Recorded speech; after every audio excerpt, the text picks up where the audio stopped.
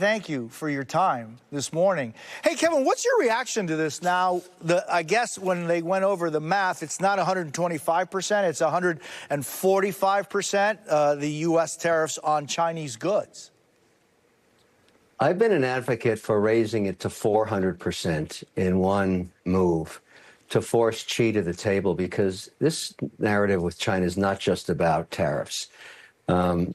Since China joined the WTO in 2020, or it's actually 2000, they have not abided by the rules in any single year. There is no way you can figure out or settle a trade dispute with them. Although they said they'd agree to do that, they never did. They have been constantly stealing American IP, including many from my companies. We have not been able to litigate there. There is no resolution available to us. They are using our financial markets. I have to compete with Chinese companies that don't abide by GAAP, listing on NASDAQ and the New York Stock Exchange for investors' dollars, and I am forced to comply, and they're not. They're allowed to use our legal system to sue me here in the United States. I can't do the same in China. So I'm just one hand. I put up my hand. I was testifying yesterday at the China hearings in Washington, and I said I've had enough. And I expect you, lawmakers, and the administration to finally go to task and settle this once and for all, because I don't care if it's 1,000% tariffs.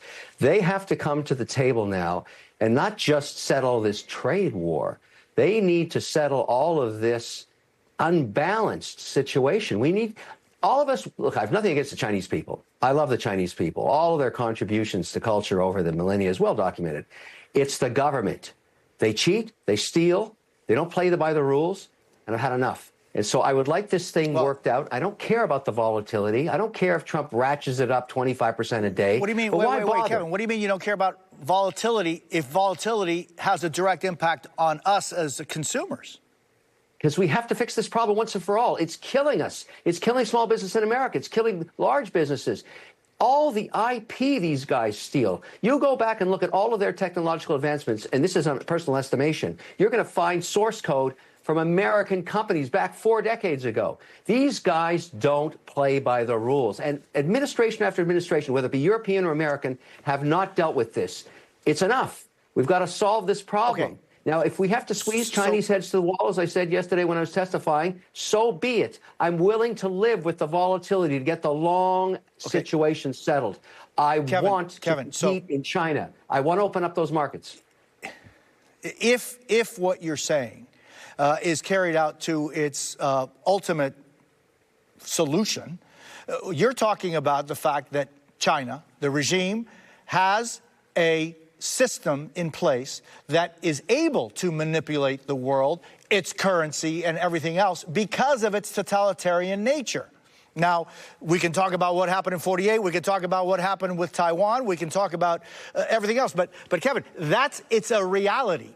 The Cultural Revolution in China killed millions of people so that people would remember that they had to remain silent.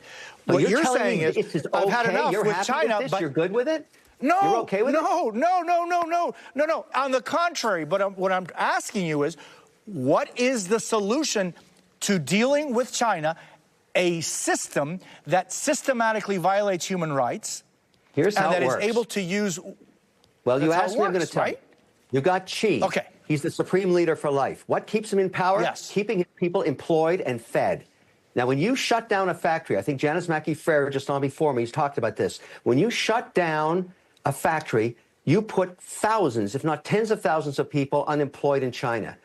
They take burning torches, just like in a Frankenstein movie, up to the castle, and that's a bad outcome for the supreme leader. He knows that. Now, what's the largest consumer market on earth? The United States. Almost 40% of all goods consumed worldwide. What's the largest GDP? 25 or 26% GDP of the world? The United States of America. China needs the United States of America. We have the upper hand right now. We have the cards. Now's the time to settle this, because we may not be the largest economy forever, but right now we can squeeze Chinese, and I'm talking about the government, not the people, to comply with the laws and get a level playing field between China and the United States of America. If it takes a little volatility, a little indigestion, a little acid reflux, I don't care. I want this thing worked out now, because I can show you countless occurrences of where I have backed, as an investor, a company that gets to $5 million in sales with a consumer good or service on Amazon, on Alibaba, and then as soon as it hits 5 million, it's knocked off. They steal the IP, they manufacture it there, they sell it back into this market.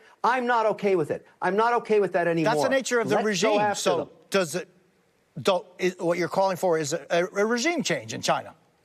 No. We don't have to change the regime. Xi has to come to the table and understand he's got to work this out. Otherwise, there's a bad outcome for him. And listen, there's something else you should be aware of, and I saw this happen yesterday. It's now public information. This Paul Atkins guy was confirmed for the head of the SEC. And why that matters, I don't know if you saw that letter from Rick Scott, but he said, I'm not going to confirm you unless you agree to uphold the law that the previous administration did not uphold about delisting Chinese companies that do not abide by GAAP.